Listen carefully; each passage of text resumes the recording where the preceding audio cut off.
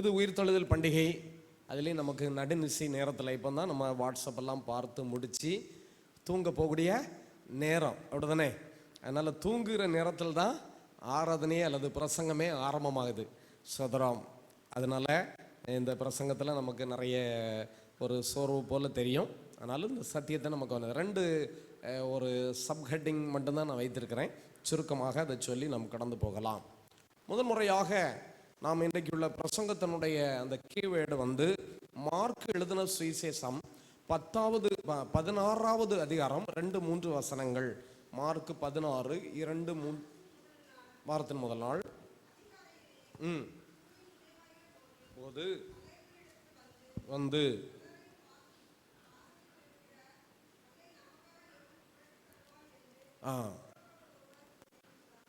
அல்லேலூயா சோதரம். இந்த பிரசங்கத்தினுடைய ஆரம்பத்தில் இந்த வசனத்தை ஞாபகப்படுத்துகிறோம்.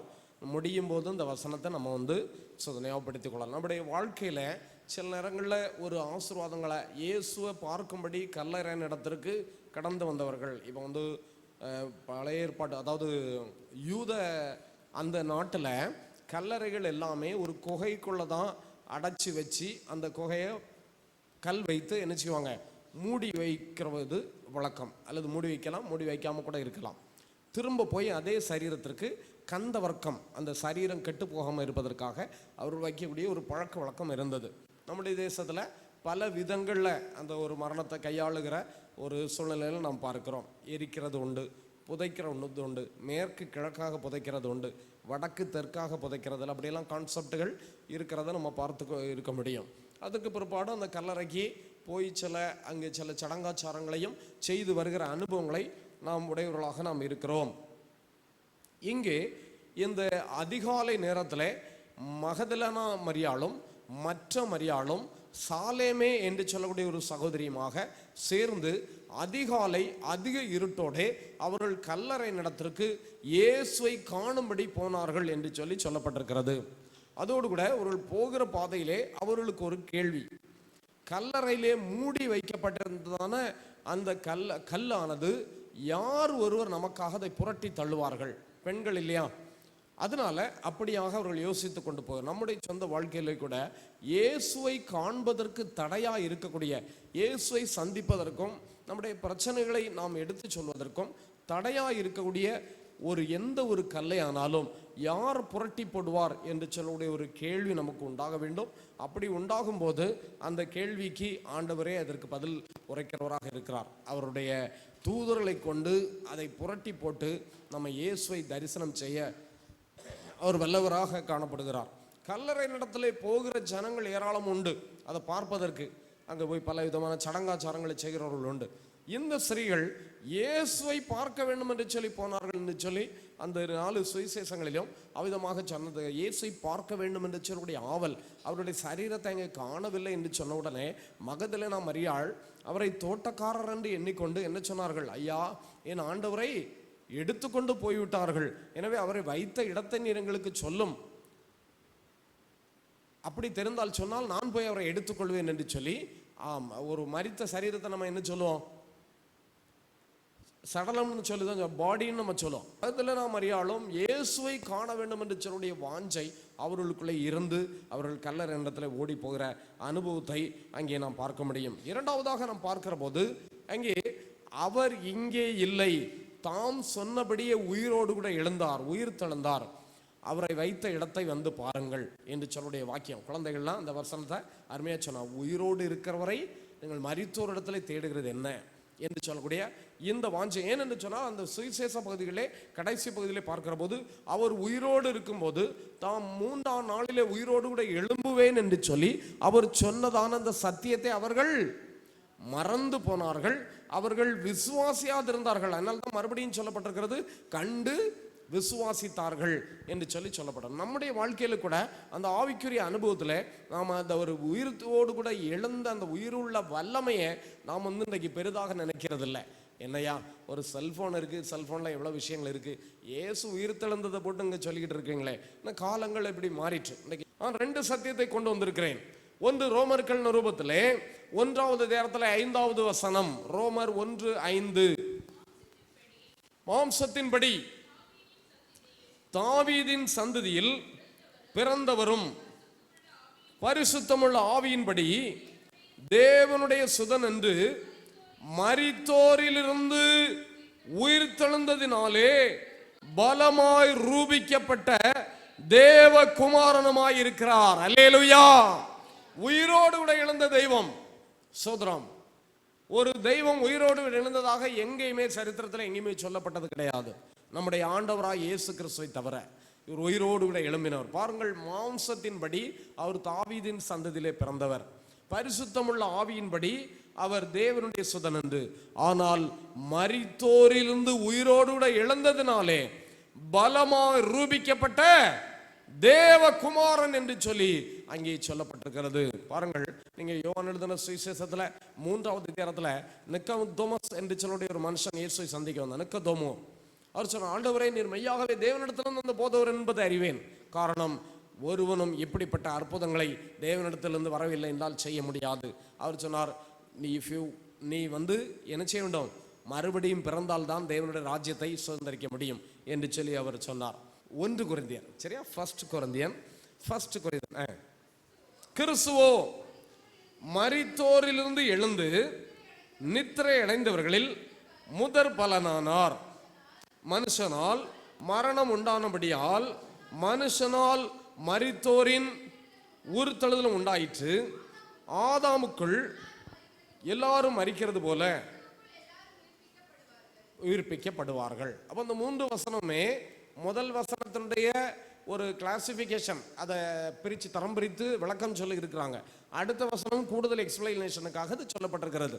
முதல் வசனத்தில் என்ன சொல்லுகிறாரு, அதுவே உங்களுக்கு குழப்பமா இருக்கும். கிறிஸ்துவோ மரித்தோரிலிருந்து எழுந்து நித்திரை அடைந்தவர்களில் முதல் பலனாக இருக்கிறார். அது என்ன குழப்பம்? இது ஏதாவது உங்களுக்கு புரிகிறதா சோதரம்? அதாவது நீங்க 1 தெசலோனிக்கேயர் புத்தகத்துல 4வது அதிகாரத்துல 13 தொடர்ச்சியாக நீங்க படித்து பார்க்கிற போது நீங்கள் வாசிங்க பார்க்கலாம். அன்றியும் சகோதரரே, நித்திரை அடைந்தவர்கள் நிமித்தம் நீங்கள் நம்பிக்கை அற்றவர்களான மற்றவர்களைப் போல துக்கித்து அறிவு இல்லாதிருக்க எனக்கு மனதில்லை. இயேசுவானவர் மரித்து பின்பு எழுந்தார் என்று விசுவாசிக்கிறோமே, அப்படியே இயேசுக்குள் நித்திரை அடைந்தவர்களையும் தேவன் அவரோடு கூட கொண்டு வருவார். அப்போ இந்த அதிகாரத்தில் இப்ப வாசித்ததனுடைய இந்த கடைசி வசனமாகிய 17வது வசனத்தில் சொல்லப்பட்டிருக்கிறது, ஆகையால் இந்த வார்த்தைகளினாலே நீங்கள் ஒருவரை ஒருவர் தேற்றுங்கள் அப்படி சொல்லப்பட்ட. ஒரு கிறிஸ்தவனாக இருந்தா ஒரு துக்க வீட்டுக்கு போனா அவன் என்ன வார்த்தைகளை சொல்லி அங்கே அவர்களை ஆறுதல் படுத்த வேண்டுமா? மரித்தவர்கள் ஒரு நாள் உயிரோடு கூட எழும்புவார்கள். எப்படி என்றால், இயேசுவும் மரித்து அவர் மறுபடியும் உயிரோடு கூட எழுந்தார். அதோடு கூட கிறிஸ்துக்குள்ளே மரித்தவர்களையும் அவர் அவரோடு கூட கொண்டு வருவார். ஆகையால் இந்த வார்த்தைகளினாலே ஒருவரையோ தேற்றுங்கள் என்று சொல்லி. என்னையா ஒரே மரண வீடும் ஒரே பேய் பயமாட்டு நீங்க சொல்லுகிறீங்களே, அப்படி சொல்லுகிறது இல்லை. So this is the concept when Jesus is raised from the tomb. அவர் மரணத்திலிருந்து கல்லறையிலிருந்து உயிரோடு கூட எழும்பினுடைய சத்தியம் எதுதான் சத்தியம்? கிறிஸ்து ஏன் உயிரோடு கூட எழுந்தார் என்றால், மரித்தவர்கள் எல்லாரும் உயிரோடு கூட ஒரு நாள் எழும்புவார்கள். அவன் கல்லறை தோட்டத்தை நம்ம பார்க்கும் போதே நமக்கு என்ன உண்டாகும்? ஒரு பெரிய குளிரும் பயம் உண்டாகும். சாயங்காலம் 6 மணி ஆயாச்சுன்னா கல்லறையிலேருந்து என்ன செய்யும்? அவ்வளோ பேய்களும் அலாரம் வச்சுட்டு அப்படியே வரும், புகையா தெரியும். அப்படித்தானே சோதரன்? அது இல்லை நம்முடைய விசுவாசம். ஆண்டவரே, இந்த கல்லறை தோட்டத்திலே மரித்த சடலங்களை அடக்கம் பண்ண இருக்கிற இடமாக நாங்கள் பார்க்கவில்லை. வேற எப்படிதான் பார்க்கிறோம்? எப்படி பார்க்கிறோம்? மரித்த சடலங்கள் எல்லாம் உயிர் பெற்று எழும்பும் அந்த இடமாக நாங்கள் பார்க்கிறோம். அல்லேலூயா. அதுதான் வேதாகமத்தில் நீங்க வாசித்ததான இந்த 1 தெசலோனிக்கேயர் புத்தகத்திலிருந்து அப்படி விளக்கம் சொல்லுகிறார். நீங்கள் துக்கித்து அறிவில்லாதிருக்க எனக்கு மனதில்லை. ஏனென்றால் கிறிஸ்து எப்படி மரித்து பின்பு உயிரோடு கூட எழுந்தாரோ அதை போலவே அவரோடு கூட மரித்தவர்கள் எல்லாரையும் அவர் உயிரோடு கூட கொண்டு வருவார். ஆகையால் இந்த வார்த்தைகளினாலே நீங்கள் ஒருவரை ஒருவர் தேற்றுங்கள் என்று சொல்லி பாருங்கள். என்ன சொல்லப்பட்டிருக்கிறது? கர்த்தருடைய வார்த்தை முன்னிட்டு நான் உங்களுக்கு சொல்லுகிறதாவது 15வது வசனம் 1 தெசலோனிக்கேயர்ல 4வது அதிகாரத்தில் 15வது வசனம். முன்னிட்டு நாங்கள் உங்களுக்கு சொல்லுகிறதாவது, கர்த்தருடைய வருகை மட்டும் உயிரோடு இருக்கிற நாம் நித்திரை அடைந்தவர்களுக்கு முந்திக் கொள்ளுவதில்லை. பாருங்க, சோதரம் 16வது வசனத்தில் என்ன சொல்லப்பட்டிருக்கிறது? கர்த்தர் தாமே ஆரவாரத்தோடும் பிரதான தூதனுடைய சத்தத்தோடும் தேவ எக்காலத்தோடும் வானத்திலிருந்து இறங்கி வருவார். அப்பொழுது கிறிஸ்துவுக்குள் மரித்தவர்கள் முதலாவது எழுந்திருப்பார்கள். பின்பு உயிரோடு இருக்கும் நாமும் கர்த்தருக்கு எதிர்கொண்டு போக மேகங்கள் மேல் அவரோடு கூட ஆகாயத்தில் எடுத்துக்கொள்ளப்பட்டு இவ்விதமாய் எப்பொழுதும் கர்த்தருடனே கூட இருப்போம். The two kinds of the incident will be happen in the day of the final of this world. கடைசி நாட்களில் எப்படி நடக்கும்? கிறிஸ்துக்குள்ள மரித்தவர்கள்லாம் எழுந்திருப்பாங்க. உயிரோடு இருக்கிற நாமும் மத்திய ஆகாசத்தில் ஆண்டவரோடு எடுத்துக்கொள்ளப்படுவோம். இவ்விதமாய் எந்தெந்தைக்கு ஆண்டவரோடு கூட இருப்போம். ஆகையினாலே வார்த்தையை கொண்டு நீங்கள் ஒருவரை ஒருவர் தேற்றுங்கள் என்று சொல்லி ஆண்டவர் சொல்லுகிறார். என்னை உண்டாக்கிய என் தேவாதி தேவன் அவர் தூங்குவதும் இல்லை ஓரங்குவதும் இல்லை.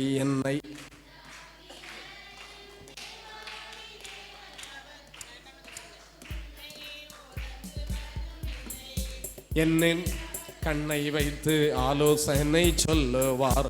சத்தியத்தின் பாதையில் நித்தமும் நடத்துவார். என் மேல் அவர் கண்ணை வைத்து ஆலோசனை சொல்லுவார்.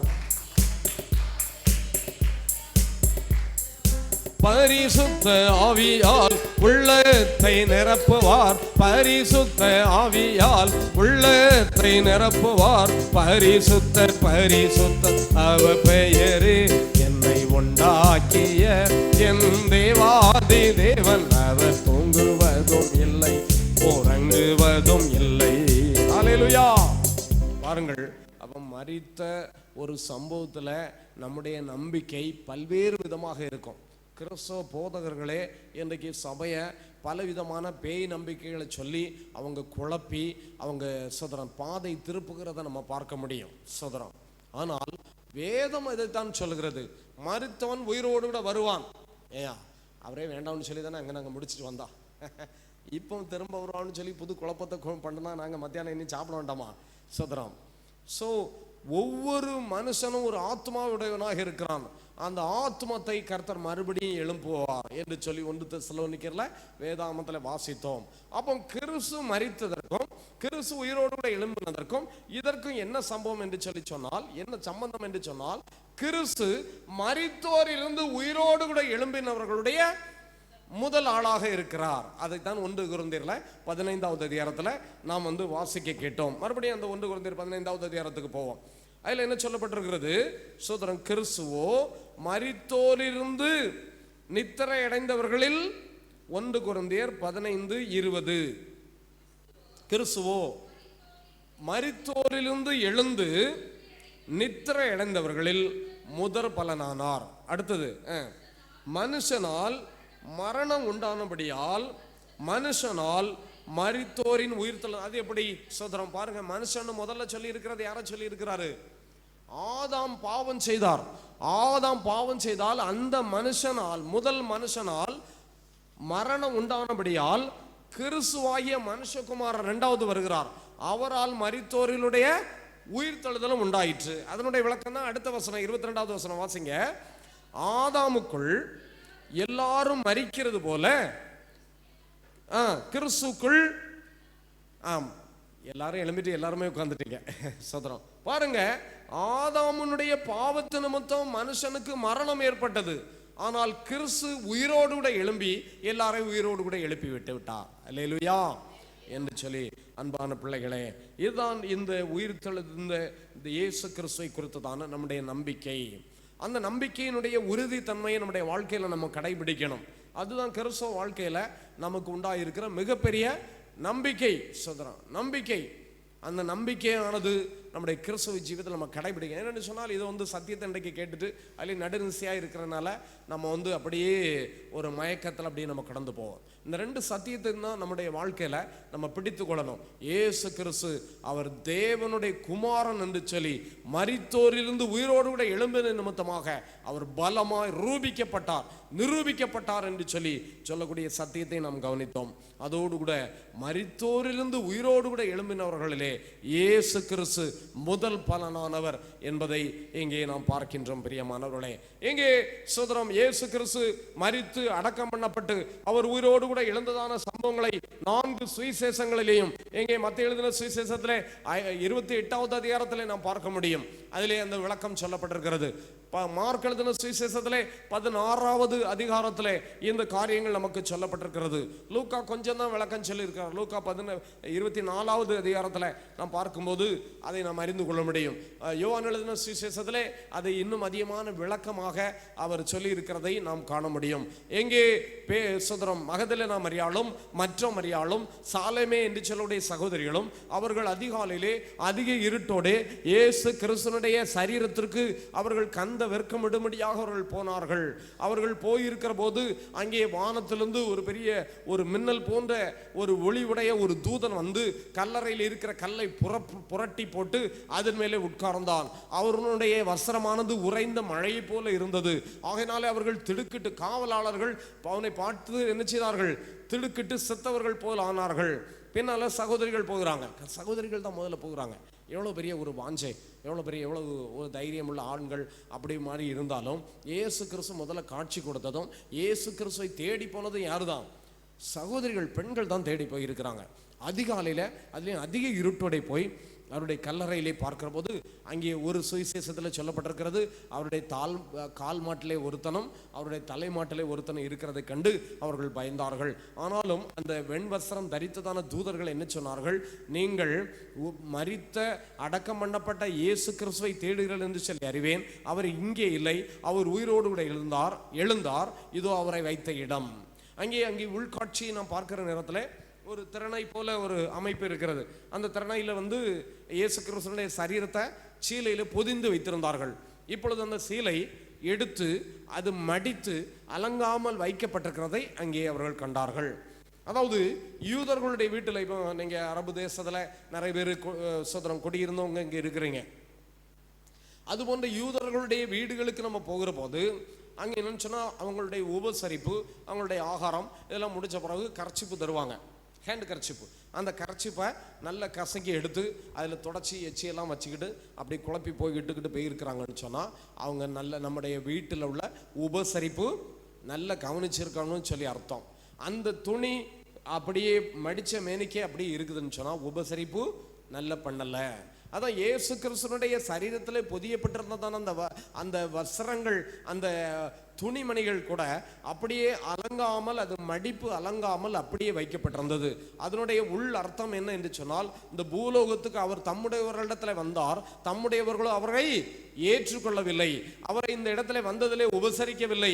அவர் இந்த தேசத்திற்கு அல்லது இந்த உலகத்திற்கு ராஜாதி ராஜாவாக வந்தார், சுவிசேஷம் அறிவிக்க வந்தார், தேவனுடைய கட்டளை ஏற்று மனு குலத்துக்காக மரிக்கும்படி வந்தார்.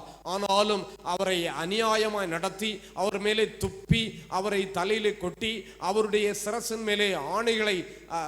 மேலே முள்கிரீடம் வைத்து அவருடைய கைகளிலே கால்களிலே ஆணிகளை அடித்து அவரை துன்பப்படுத்தி அவர்கள் அநியாயம் செய்தார்கள். பாருங்க, முந்தின ஞாயிற்றுக்கிழமையில தான் ஓசனா கர்த்தருடைய நாமத்தினாலே வருகிறவர் சோசரிக்கப்பட்டவர்னு சொல்லி சொன்னாங்க. ஆனாலும் நான் கூட அந்த வேதாமத்தை திரும்ப நான் பார்ப்பேன். அதில் பார்த்தீங்கன்னா யூதர்கள் தான் அவருடைய சொந்த இனத்தை சார்ந்தவர்கள் தான். இயேசு கிறிஸ்துவை காட்டி கொடுத்த யூதா என்று சொல்லுடைய அந்த யூதா ஸ்காரியோத்து கூட அவன் ஒரு யூதன், அவருடைய சொந்த இனத்தை சார்ந்தவன். அவனே அவரை காட்டி கொடுத்தான். யூத ஜனங்களே அங்கே பிலாத்து கேட்கிறார். என்ன கேட்கிறாரு? சோதரா, பரபாசை உங்களுக்கு விடுதலை பண்ண வேண்டுமா? பண்டிகை தோறும் ஒருத்தனை விடுதலை செய்வார்கள். அதாவது அங்கே இருக்கக்கூடிய ரோமாபுரி ஆட்சி சார்ந்தவர்கள், இப்போ இருக்குல்ல ரோம், அந்த ரோமாபுரி ஆட்சியை சார்ந்தவர்கள் இந்த ஜனங்களை ஒடுக்கி ஆட்சி செய்து கொண்டிருந்தார்கள். அந்நியர்கள் வந்து யூதர்களையும் இஸ்ரவேல் ஜனங்களையும் ஆட்சி செய்து கொண்டிருந்தார்கள்.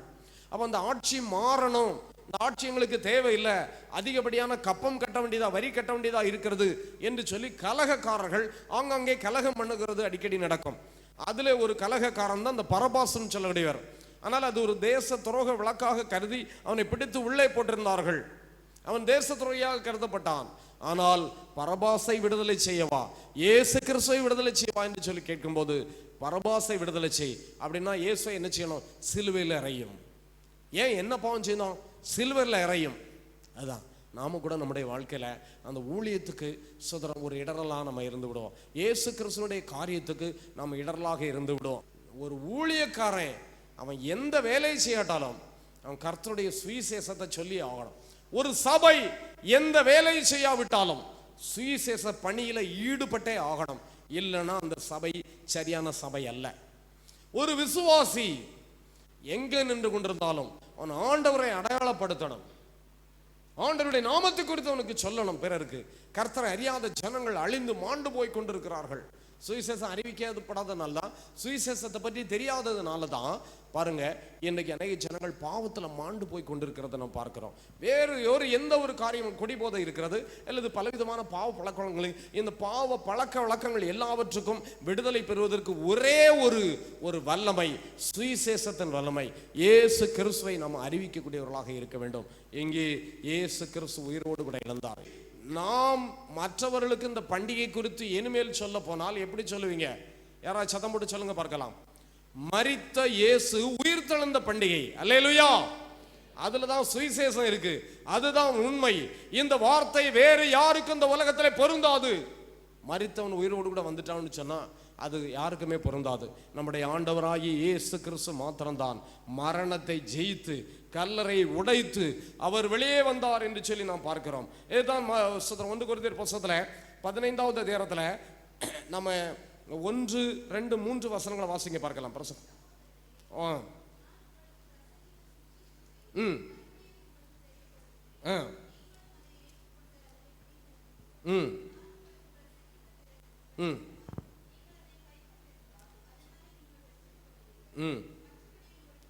எப்படி சொல்லுகிறார் பாருங்க. இது சொல்லும்போது முதல்ல உங்களுக்கு குழப்பமா தெரியும். நான் in the first time what kinds of the gospel I preached to you, that the same gospel I want to preach again and again. எதை நான் உங்களுக்கு ஏற்கனவே சொன்னனோ அதை தான் மறுபடியும் சொல்ல விரும்புகிறேன். இல்லை என்றால் நீங்கள் அதை கை கொள்ள வேண்டும். இல்லை என்று சொன்னால் உங்களுடைய விசுவாசம் விருதுவாக இருக்குமே என்று சொல்லி 2வது வசனத்தில் சொல்லுகிறார். எதை சொல்லுகிறார் பாருங்க. ரட்சிக்கப்படுவீர்கள், மற்றபடி உங்கள் விசுவாசம் விருதாவாய் இருக்கும். எதை தான் சொல்லுகிறாரு? கிறிஸ்து உயிரோடு கூட எழுந்த சம்பவத்தை குறித்து அவர் விளக்கம் சொல்லுகிறார். 3வது வசனம், நான் அடைந்ததும் உங்களுக்கு பிரதானமாக ஒப்புவித்ததும் என்னவென்றால், கிறிஸ்துவானவர் வேத வாக்கியங்களின்படி நம்முடைய பாவங்களுக்காக மரித்து அடக்கம் பண்ணப்பட்டு வேத வாக்கியங்களின்படி 3ஆம் நாளில் உயிர் தெழுந்து என்ன செய்தார் பாருங்க. அவர் உயிர் தெழுந்தது மாத்திரமல்ல, அது பொய் என்று சொல்லி சொல்வதற்காக நிறைய ஜனங்கள் ஆயத்தம் பண்ணாங்க. ஆனால் சொல்லப்பட்டிருக்கிறது, அவர் கேபாவுக்கும் தரிசனமானார். பின்பு 500 பேருக்கு அதிகமான சகோதரருக்கும் ஒரே வேளையிலே தரிசனமானார். அவர்களில் அநேகர் இந்நாள் வரைக்கும் இருக்கிறார்கள், சிலர் மாத்திரம் நித்திரையடைந்தார்கள். பின்பு யாக்கோபுக்கும், அதன் பின்பு அப்போஸ்தலர் எல்லாருக்கும் தரிசனமானார். எல்லாருக்கு பின்பு அகால பிறவி போன்ற எனக்கும் தரிசனமானார் என்று சொல்லி இந்த அதிகாரங்களிலே அவர் ஞாபகப்படுத்துகிறார். So it is confirmed that Jesus he came from the death. மரித்தோரிலிருந்து உயிரோடு கூட எழுந்தார் என்பது நிரூபணமாகிறது. இது நம்முடைய சோதரர் ஏனென்று சொன்னால் 3-17 வரைக்கும் வாசிங்க.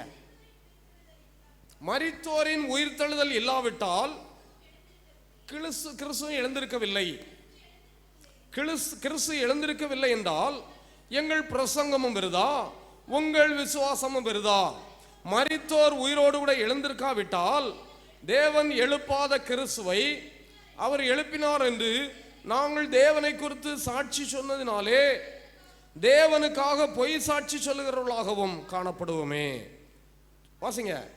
மரித்தோர் உயிரோடு கூட எழுந்திருக்காவிட்டால் கிறிஸ்துவும் எழுந்திருக்கவில்லை. கிறிஸ்து எழுந்திருக்காவிட்டால் உங்கள் விசுவாசம் வீணாயிருக்கும், நீங்கள் இன்னும் பாவங்களில் தான் இருப்பீர்கள். ஸோ இயேசு கிறிஸ்து உயிரோடு கூட எழுந்த சம்பவம் மிகப்பெரிய ஒரு தாக்கத்தை இந்த உலகத்தில் ஏற்படுத்தி இருக்கிறது. பாருங்க, அது சார்ந்த ஜனங்கள் என்ன சொன்னாங்க? பணம் கொடுத்து அவருடைய சீசர்கள் வந்து அவருடைய சரீரத்தை களவாடி கொண்டு போய்விட்டார்கள்னு சொல்லி எல்லா இடமும் பரப்புங்கன்னு சொல்லி. ஏன்னா அவங்களுக்கு திக்கு திக்குன்னு அடிக்குது. சோதரம் உண்மையை சொன்னால் அவங்களுக்கு என்ன செய்யும்? திக்கு திக்குன்னு அடிக்கும். பொய்யை பரப்புவதற்கு அவங்க செய்கிறத ஒரு சூழ்நிலை பார்க்கிறோம். ஒரே ஒரு வசனத்தை நம்ம 2 வசனத்தை நம்ம சோதரம் வாசிப்போம். அதாவது ரோமர்கள் நிருபத்தில் 10வது அதிகாரத்தில் 9, 10வது வசனங்கள்.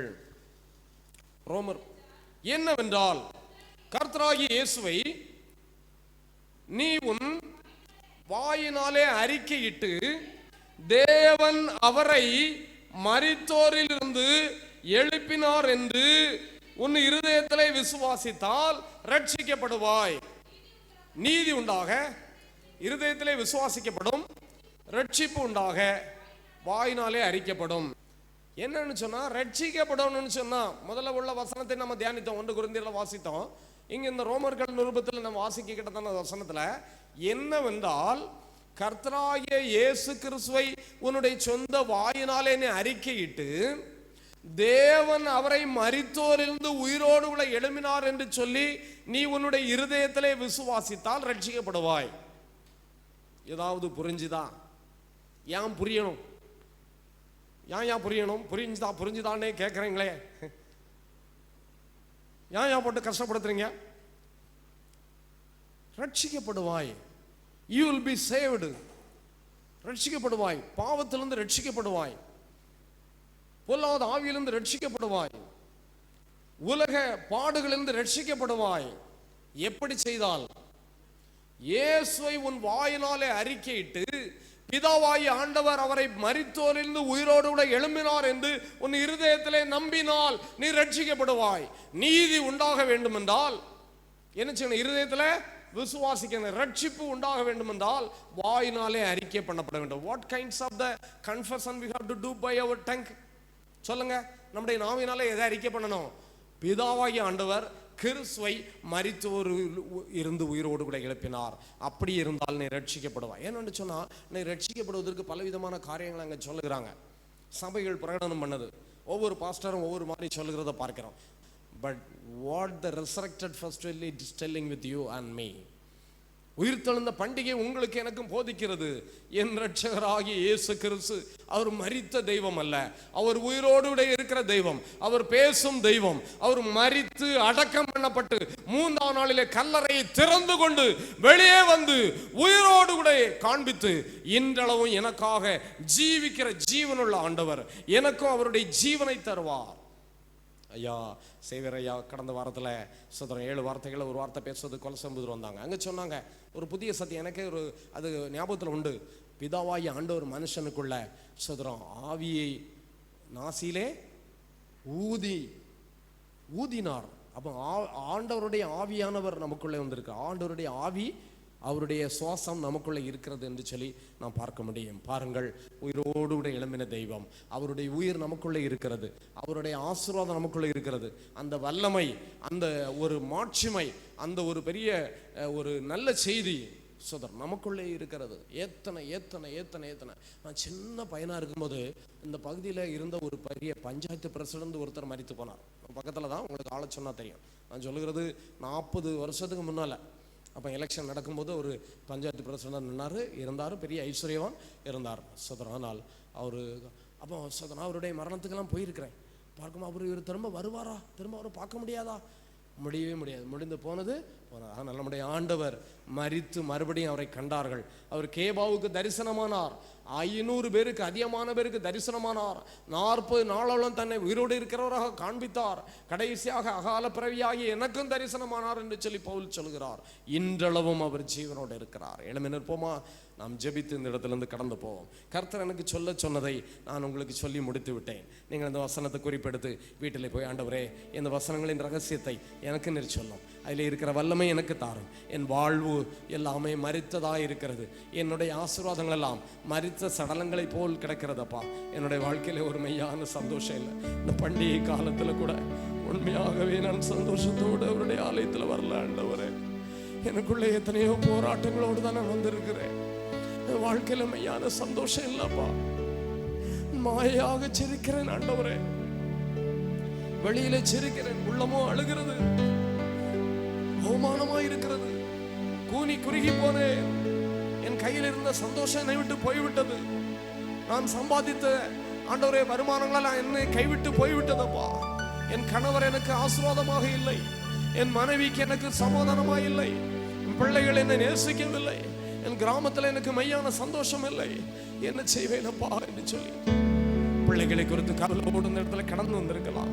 நிச்சயமாய் கர்த்தர் உங்களுக்காக ஒரு தீர்வை வைத்திருப்பார், ஒரு நாளை நியமித்திருப்பார், நல்ல காரியங்களை கைவிடுவது பண்ணுவார். கர்த்தருடைய சமூகத்துல அப்படியே சோதரம் ஹல்லேலூயா சோதரப்பா என்று சொல்லி அப்படியே ஜெபிப்போம். ஹல்லேலூயா சோதரம், ஹல்லேலூயா உமக்கு சோதரம். மீட்பரே உம்மை பின் செல்ல சிலுவையை எடுத்தேன்.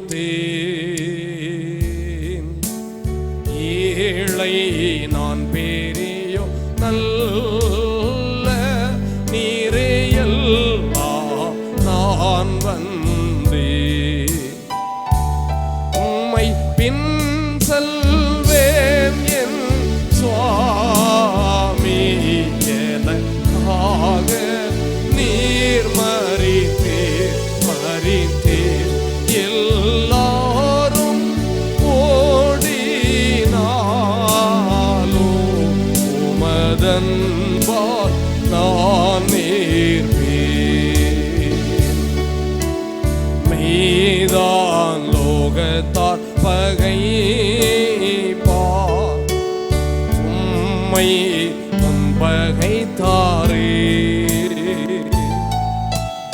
லோக ஞானிகள் நகைப்பார் பயமே நீர் வீடீரே.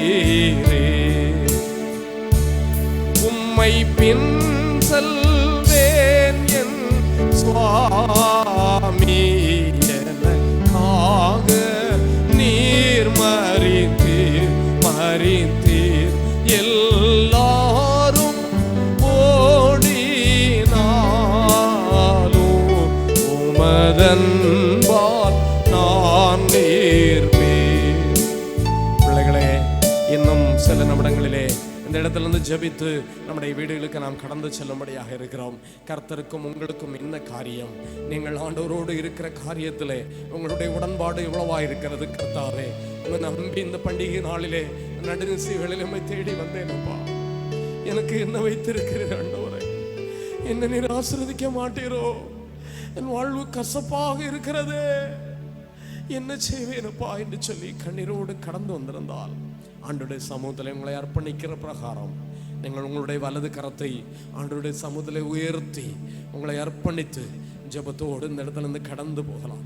ஒரு நிமிடம் மாத்திரம் நீங்கள் உங்களுடைய வலது கரத்தை ஆண்டவருக்காக உயர்த்தி அர்ப்பணிக்கலாம். ஆண்டவரே, ஏதோ ஒன்று இருக்கிறேனப்பா, என் சூழலெல்லாம் அவருக்கு தெரியும். ஆண்டவர், எனக்கு என்ன வைத்திருக்கிறேனப்பா? என் பாடுகள் இன்னும் எவ்வளவு காலம் செல்லும்? என்ன இந்த காரியத்திலிருந்து விடுவித்து எனக்கு அற்புதம் செய்யும். இந்த ஒரு காரியத்தில் எனக்கு நன்மை செய்யுங்கப்பா. தாங்க முடியவில்லை ஆண்டவரே, போராட்டமா இருக்கிறதப்பா, எனக்கு நன்மை செய்யுங்க ஆண்டவரே என்று சொல்லி கர்த்தரோடு கூட பேசுங்களம்மா. இன்னும் ஒரு நிமிஷம் நீங்கள் ஜெபிப்பதற்கு இடம் கொடுக்கப்பட்டிருக்கிறது. கர்த்தரோடு கூட நீங்கள் பேசலாம். சோதரம், கர்த்தர் உங்கள் அருகிலே நின்று கொண்டிருக்கிறார். ஜெபத்தை அவர் கேட்கிறார், அற்புதத்தை அவர் செய்வார். பிள்ளைகளே, நீங்கள் கைகளை உயர்த்தி அர்ப்பணித்ததை கர்த்தர் கண்டார். கைகளை நாம் கீழே போடுவோம். சோதரம், கடைசி சரணத்தை பாடி ஜெபித்து கடந்து செல்லலாம். சர்வ வல்ல தேவன் அன்பாய் தீடன் செய்வார் முன் செல்வே. தேவ துரோகிகள் மாவம் பாய் சீறினாலும் நான் வெல்வே. உம்மை பின் செல்வேன் என் சுவாமி எனக்காக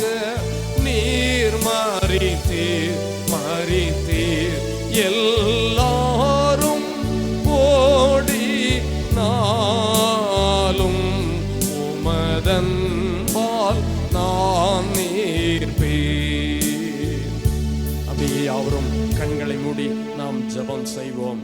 எங்களை நேசிக்கிற பரிசுத்தமுள்ள நல்ல கர்த்தாவே, இந்த நடுநிசை வேளைக்காக உமக்கு ஸ்தோத்திரம்ப்பா.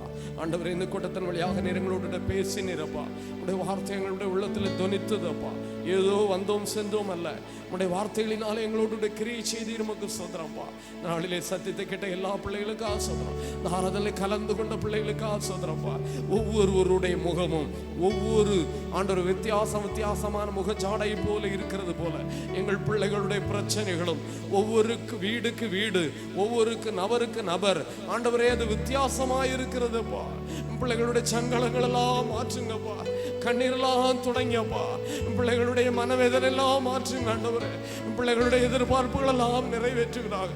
இந்த பண்டிகை காலத்திலே ஒருவரை விடுதலை செய்வீரே, அதே போல எங்கள் ஜனங்களிலே அநேக ஜனங்களை, எல்லா ஜனங்களை விடுதலை செய்வீராக.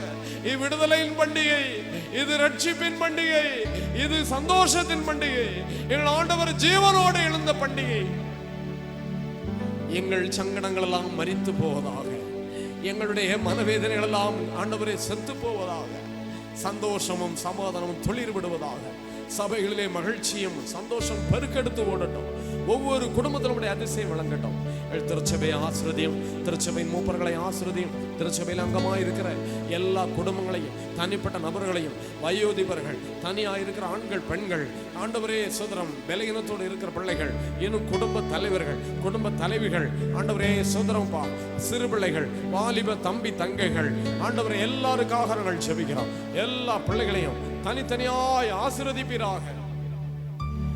சோதரமப்பா, வெகு தூரத்திலிருந்து இன்றைய தினத்திலிருந்து ஆராதனைக்காக ஆயத்தப்பட்டு வந்திருக்கிற பிள்ளைகளுக்கு ஆட்சேபிக்கிறோம். ஆண்டவரே, வெகு நாட்கள் பிற்பட்டு ஆலயத்திலே ஆண்டவருடைய சமூகத்தில் எதிர்பார்ப்போடு வந்திருக்கிற எங்களுடைய சபையினுடைய மதிப்பிற்குரிய எல்லா ஐயாமார்களுக்காக நாங்கள் ஜெபிக்கிறோம். அவருடைய வேண்டுதல்கள் எல்லாம் நிறைவேற்றுகிறாங்க. வீடு கட்டி கொண்டிருக்கிற பிள்ளைகளுக்கு பொருளாதார தேவைகளை சந்தித்து ஆண்டவரே நல்ல முறையிலே வீடை கட்டி பிள்ளைகள் அதிலே பிரதிஷ்டை செய்யும்படி ஆண்டவரே நாட்களை உண்டு பண்ணி கொடுப்பீராக. திருமண ஒழுங்குகளை செய்து ஆண்டவரே தேதிகளை காத்து கொண்டிருக்கிற பிள்ளைகளுக்கு உடைய அதிசயம் விளங்க பண்ணுவீராக. அற்புதங்கள் நடப்பதாக. தடைகளை, திருமண தடைகளை மாற்றி போடுங்கப்பா. ஆண்டவரே சோதரம் அப்பா, பொருளாதார தேவைகளை சந்திக்கும்படியா ஜெபிக்கிறோம். குடி பிரச்சனை பிள்ளைகளுக்கு விடுதலை உண்டாகுவதாக. இன்னும் பல்வேறு வகையான பாவ பழக்க வழக்கங்களில் இருக்கிற பிள்ளைகளுக்கு விடுதலை சமாதானம் உண்டாகுவதாக. இன்றைய தினத்திலே மத்தியான நேரத்திலே ஆகாரம் ஆண்டவரை விருந்து ஆயத்தம் பண்ணிருக்கிற கைலாச ஐயா குடும்பத்தின் பிள்ளைகளுக்காக ஜெபிக்கிறோம். பிள்ளைகளை ஆசீர்வதிப்பீராக. சமையல் வேலையிலே ஈடுபடுகிற எங்கள் சகோதர சகோதரிகள் எல்லாரையும் கர்த்தர் ஆசீர்வதிப்பீராக. இந்த நாள் யாவருக்கும் சந்தோஷம் சமாதானம் நிறைவாக காணப்படட்டும். அடுத்த வருஷத்துல இதை போல இந்த பண்டிகை நாட்களை நாங்கள் கண்டு மகிழும் வரைக்கும் இந்த கிருபை ஆசீர்வாதங்களோடு தங்கியிருக்கட்டும். எங்கள் சபையிலிருந்து வெளிநாடுகளிலே, வெளி ஊர்களிலே, வெளி மாவட்டங்களிலே ஆண்டவரே இருக்கிற எங்கள் சகோதரர்கள், நண்பர்கள், சகோதரிகள் எல்லாரையும் நாங்கள் நினைக்கிறோம். இந்த இரவுகளிலே கூட ஆண்டவர் பல்வேறு டியூட்டிகளிலே ஈடுபட்டு கொண்டு ஆராதனையினால் பங்கெடுக்க முடியவில்லை என்று சொல்லி ஆராதனை ஞாபகமாகவே இருக்கிற தூரத்தில் இருக்கிற பிள்ளைகளுக்காக நாங்கள் ஜெபிக்கிறோம். எல்லா பிள்ளைகளுக்கு அத்தனை ஆசீர்வதிப்பீராக. அப்படி நாம மகிமைப்படட்டும். ஜெபிக்க மறந்த பிள்ளைகள், ஜெபிப்போம் என்று சொல்லி வாக்கு சொன்ன பிள்ளைகள், ஜெபிக்க கடமைப்பட்டிருக்கிற பிள்ளைகளுக்காக ஜெபிக்கிறோம். ஒவ்வொருவரையும் கர்த்தர் ஆசீர்வதித்து நடத்தும் பொறுப்பெடுத்துக் கொள்ளும். பகல் வெளியில் நடைபெற போகிற ஊழியங்கள் எல்லாவற்றையும் எங்களுக்கு நன்மைக்கு இதுவாய் நடத்தி தாரும். இயேசு கிறிஸ்துவின் மூலமா எல்லாவற்றையும் தாழ்மையோடு ஜெபிக்கிறோம். ஜீவனுள்ள நல்ல பிதாவே, ஆமென்.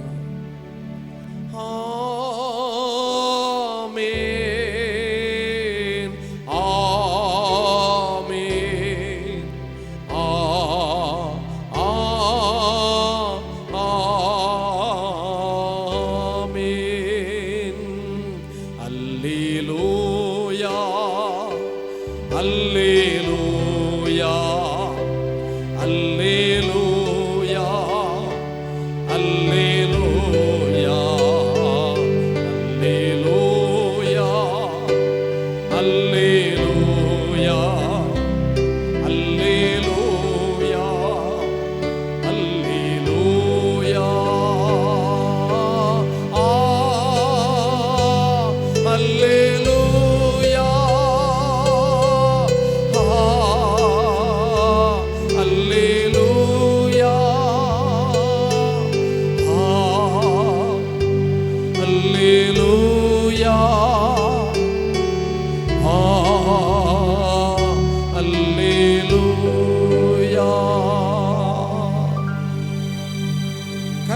உங்களை ஆசீர்வதித்து உங்களை காக்க கடவர்.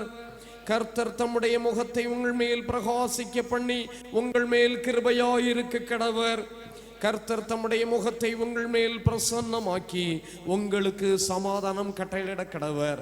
இப்பொழுது நம்முடைய இரட்சகராகிய இயேசு கிறிஸ்துவின் கிருபையும் பிதாவாகிய கடவுளின் அன்பும் பரிசுத்த ஆவியானவருடைய ஐக்கியமும் சிநேகம் வழி நடத்துதலும் இப்பொழுதும் எப்பொழுதும் சதா காலமும் நம்ம அனைவரோடு கூட தங்கியிருப்பதாக.